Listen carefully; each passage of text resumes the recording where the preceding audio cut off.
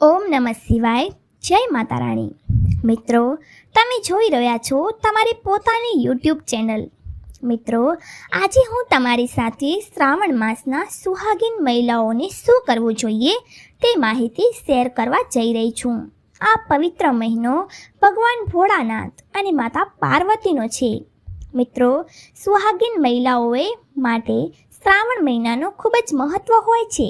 જેમ કે આપણે બધા જાણીએ છીએ કે શ્રાવણના સોમવાર વ્રત અને મંગળા ગૌરી વ્રત શ્રાવણ માસમાં કરવામાં આવે છે.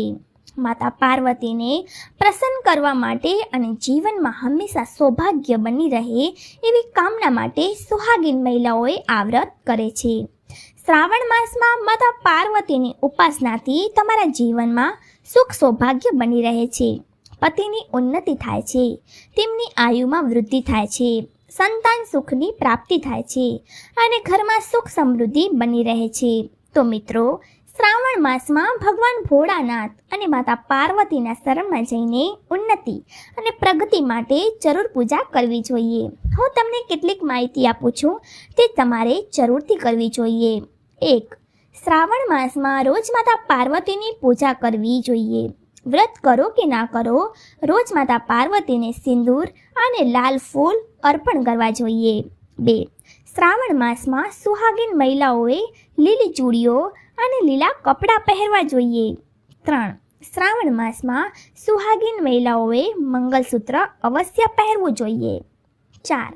શ્રાવણ માસમાં કાળા રંગના કપડાં પહેરવાનું ટાળવું જોઈએ. 5. શ્રાવણ માસમાં સુહાગીન મહિલાઓએ તેમની માંગ હંમેશા ભરેલી રાખવી જોઈએ. 6.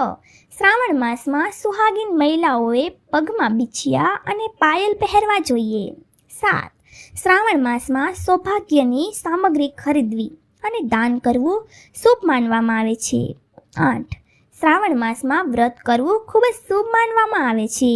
આશા રાખું છું કે આ માહિતી તમને ઉપયોગી થશે.